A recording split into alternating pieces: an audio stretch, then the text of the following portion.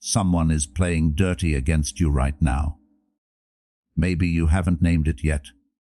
The colleague routing credit through their own meetings.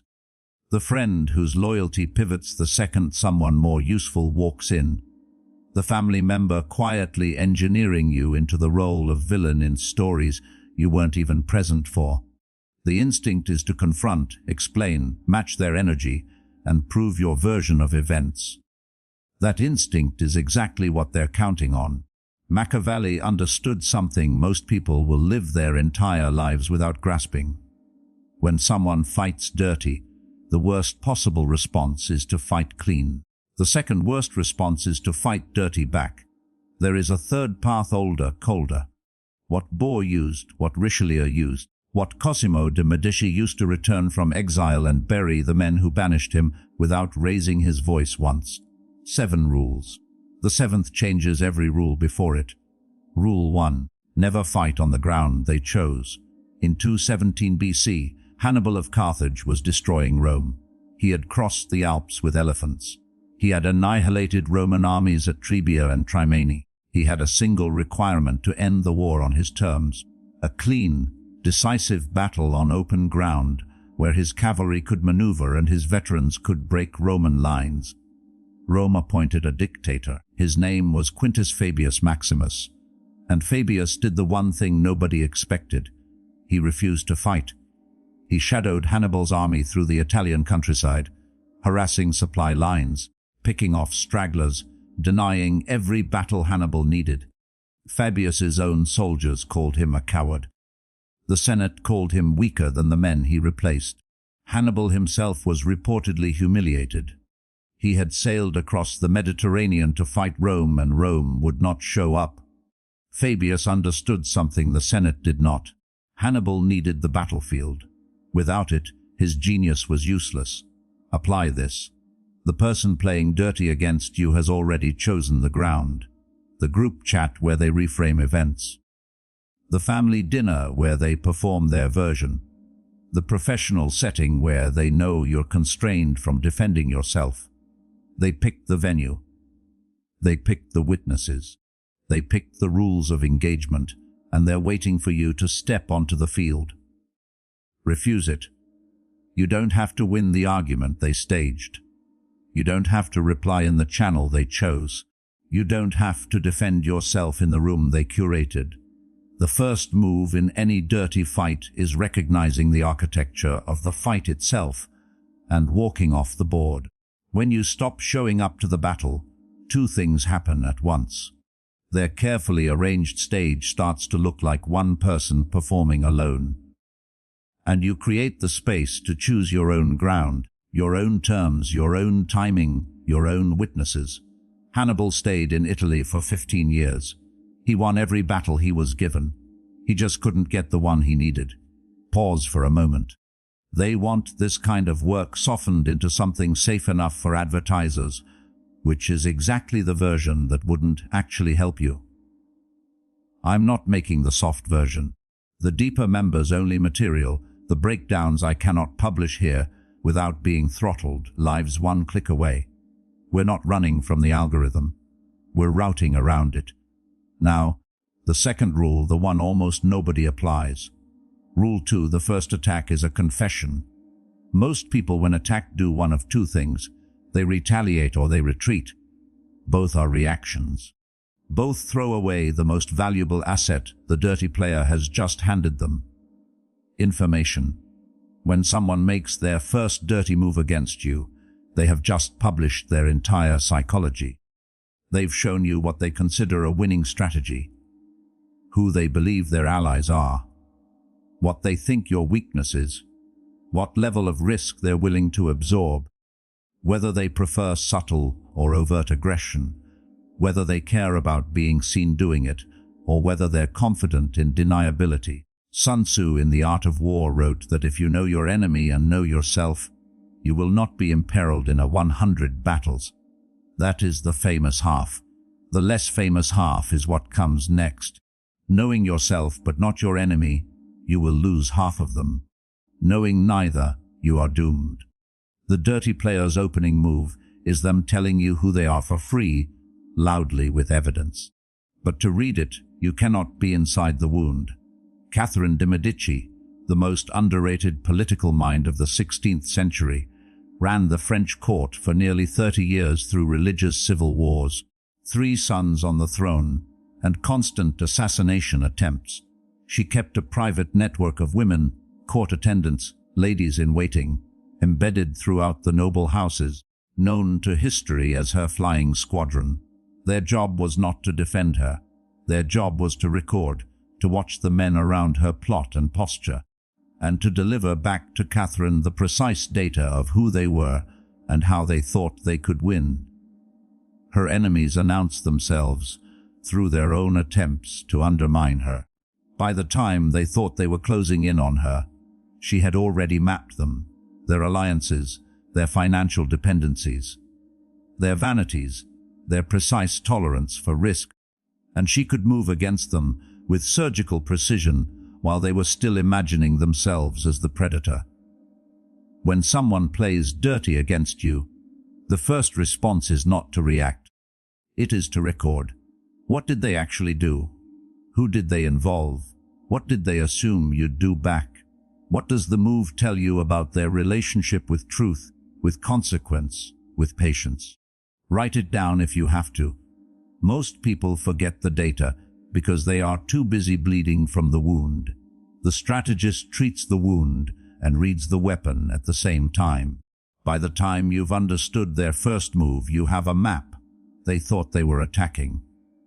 They were drawing you a blueprint of themselves. Rule 3. Strike where their power actually lies. Most counterattacks fail for the same reason. They aim at the visible behavior, the comment, the rumor, the move, and ignore the invisible structure that gave the behavior its power.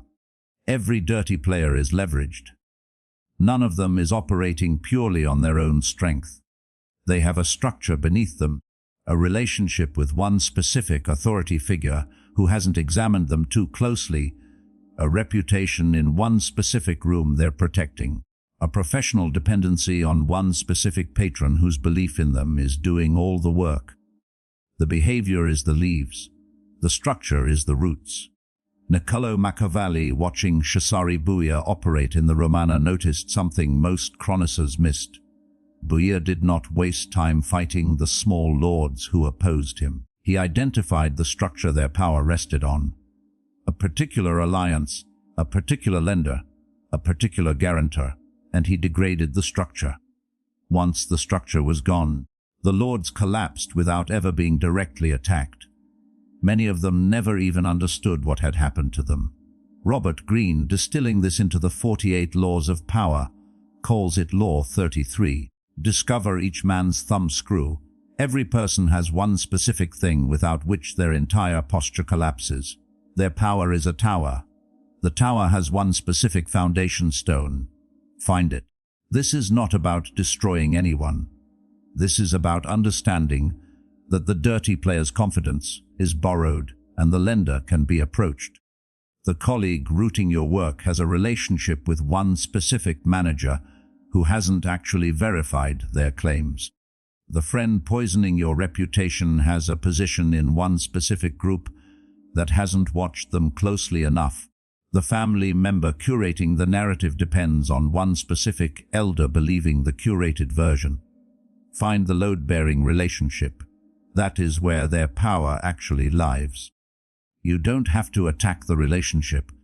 You don't have to whisper anything.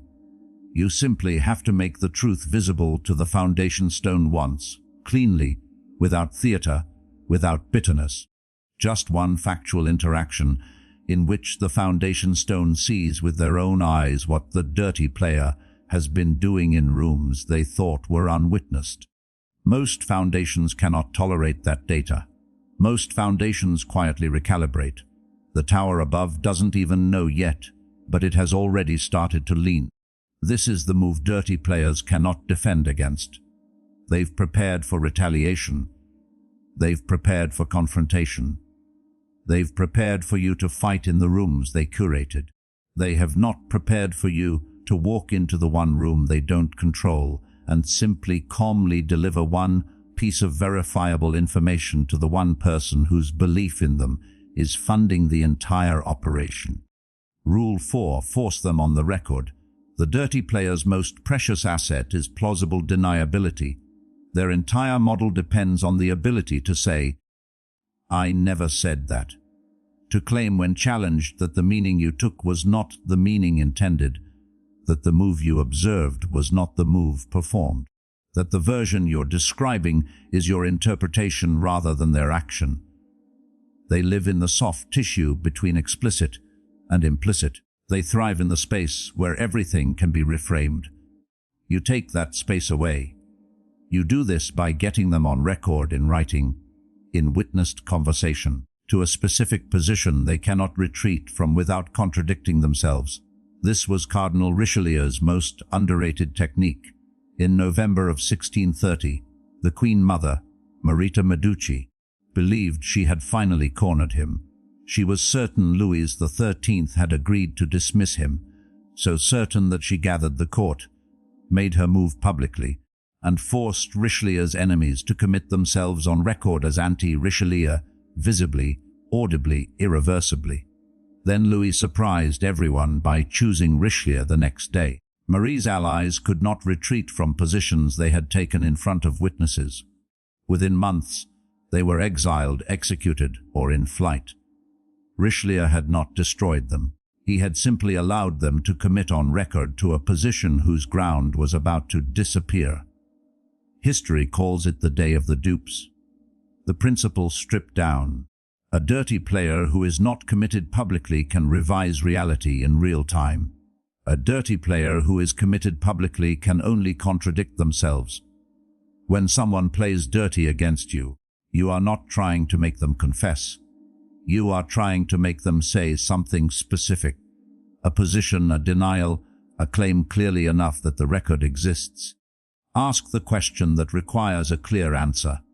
Repeat their reframing back to them in language they have to either confirm or visibly retreat from. Pull the conversation into a medium where their words are preserved. Then you do nothing. You do not fight them on the record they've now created. You let it sit, because as soon as their next dirty move arrives, and it will arrive, that move will contradict the record. The contradiction will not be your accusation. It will be their own words against their own behavior. The most devastating evidence is the kind the target produces themselves, and then forgets they produced. This is why dirty players hate writing things down. They hate witnessed statements. They hate any medium in which their words become permanent. The strategist works in exactly those mediums. The strategist never asks the dirty player to be honest, only to be specific. Specificity is a trap. Dirty players need to be vague to survive. The moment you make them precise, you have already won. They just don't know it yet. Rule 5. Mirror perfected. Make the technique visible. Stop and consider where we are. 4 rules in. You've taken the ground from them. You've read the data they handed you. You've located the structure their power rests on. You've forced them to commit in writing to a position they cannot retreat from. This is already more strategic thought than most people will apply to an enemy in their entire lives. The 5th rule is where the dynamic begins to invert, where you stop defending against their game and start using their game as the lens through which everyone now sees them. The principle is older than Machiavelli. Balthazar Gracian, writing in Spain in 1647, distilled it into one of the sharpest aphorisms in his art of worldly wisdom. When an enemy is using a technique against you, do not dismiss the technique. Do not retaliate with a different one. Make the technique visible. A dirty technique only works in the dark. Once it has been named clearly, calmly in front of the people whose perception matters, it cannot be redeployed in the same form. Naming a manipulation is the closest thing to destroying it without ever raising your voice. Schopenhauer wrote a small book called The Art of Being Right, sometimes translated as heuristic dialectic. In it, he catalogued 38 strategies of dishonest argument, every cheap rhetorical move a manipulator can use to win without being correct. The book had a strange effect on its readers. Once you have read the list, the stratagems stop functioning on you. You see the move while it is being performed, and the seeing alone disarms it.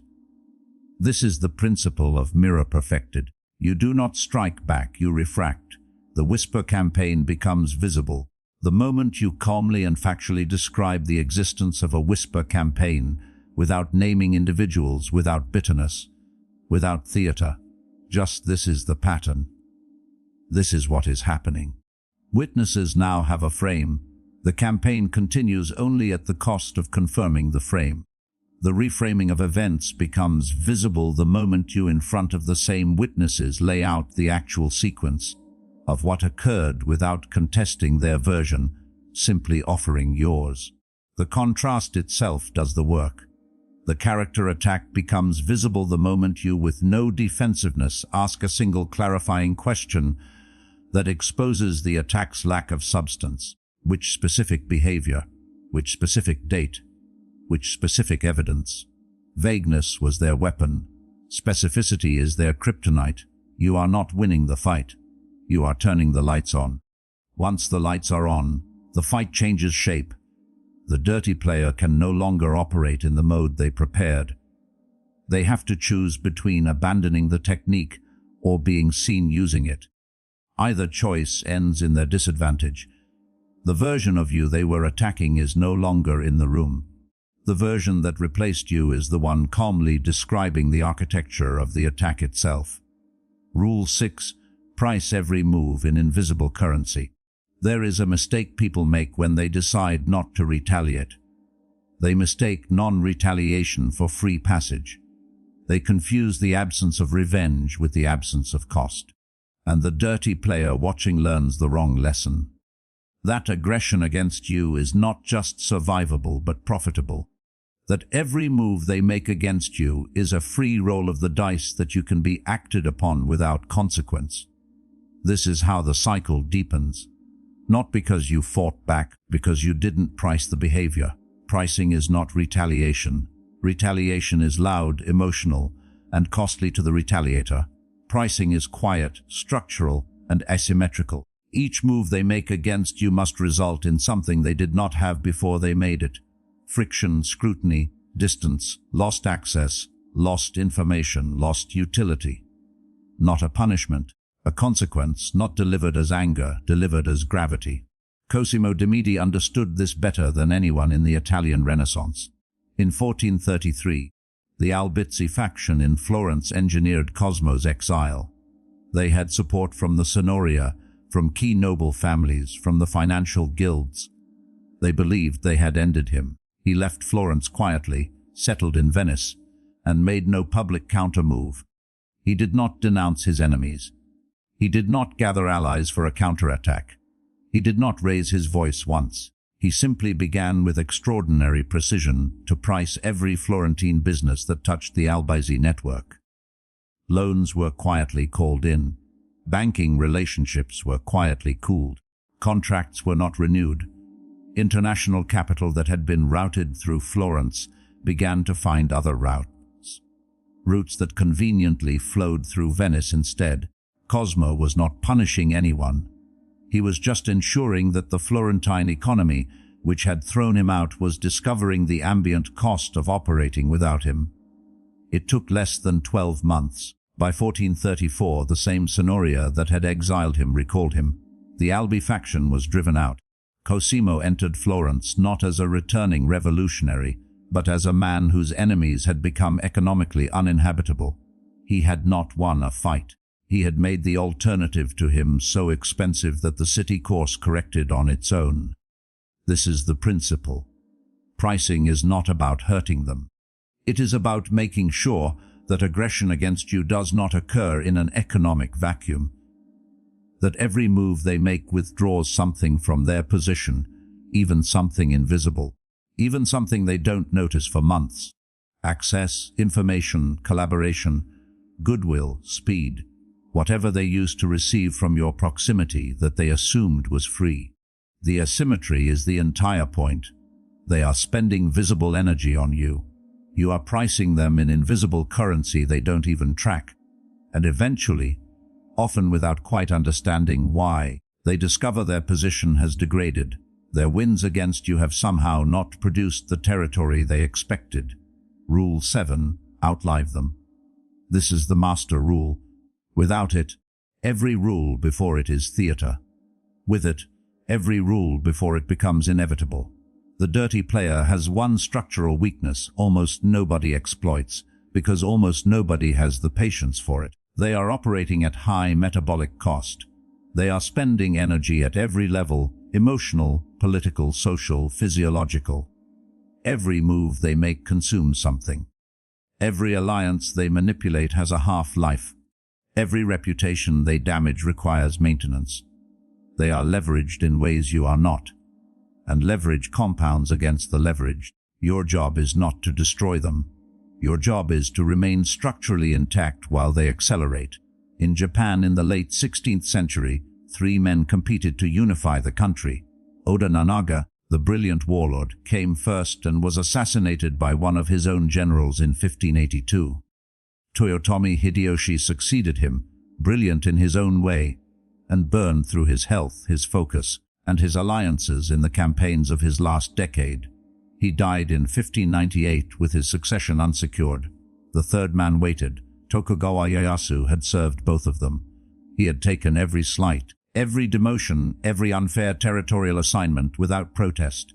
He had observed, he had built. He had not picked fights. He did not need to win. When Hideyoshi died, Ieyasu was the only major figure in Japan who had not exhausted himself. By 603 he was shogun. The dynasty he founded would govern Japan for 265 years. He had not outfought Nobunaga. He had not outfought Hideyoshi. He had outlived them.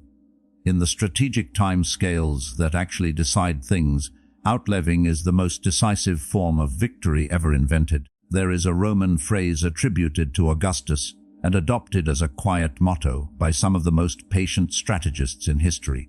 Fina lenti, make haste slowly. Move with full intent and zero panic. Treat conflict as a long-form campaign, not a theatrical performance. The dirty player wants the encounter compressed into a moment they can dominate. The strategist insists on a timescale they cannot maintain. You stay coherent. You stay productive. You keep your structures intact. Your relationships, your finances, your nervous system, your work, your reputation outside the dirty player's reach. You give them no part of you to consume. You do not become bitter. You do not become reactive. You do not narrow your life around them, and you wait. People who operate this way leave evidence. They cannot help it. Dirty technique requires deception, and deception accumulates inconsistencies, and inconsistencies eventually surface to the wrong audience. Their alliances are transactional, and transactional alliances erode the moment the transaction stops being profitable. Their reputation among people who haven't yet encountered them up close is borrowed against people who have. Time is the most patient executioner in history. It does not need your permission. It does not need your input. It does not require you to do anything except remain standing. The fatal mistake people make is thinking that not engaging means not winning. The opposite is true. The strategist who refuses to enter the fight on the dirty player's terms, who simply continues building, simply continues operating, simply continues to be functional and visible and productive while the dirty player burns metabolism on the campaign. That strategist is the one who is winning every day in invisible increments. By the time the dirty player exhausts themselves, you are still here, bigger, deeper, better resourced with your nervous system intact, and your reputation undamaged, and your life unmangled. They have spent themselves on the campaign. You have compounded. This is what every previous rule was building toward. The first 6 are tools. The 7th is the doctrine that gives them context. Without endurance, every other move is a tantrum. With endurance, every other move is artillery. The thing nobody tells you about strategy of this kind is what it does to you internally. When you stop reacting, when you stop fighting on their ground, when you start reading their first move as data, when you start pricing their aggression in invisible currency, when you simply remain coherent while they accelerate, something shifts in your relationship with them. They stop occupying the central position in your nervous system. They become smaller, not because you talked yourself into it, because they actually are. The dirty player's leverage was never their behavior. It was your reaction to their behavior. Take that away, and they shrink to their actual size, which you eventually realize was always small. And then a quieter, sharper question rises. If they were always small, if the entire architecture of their power against you was your participation in it, what does that say about every other conflict in your life you've magnified by fighting on terrain you didn't choose? How many people have ruled you structurally simply because you stepped onto the ground they prepared and tried to win there? That is not a question you can answer in this video. That is a question you carry. If something just rearranged in your head, understand that this is the version I can publish here.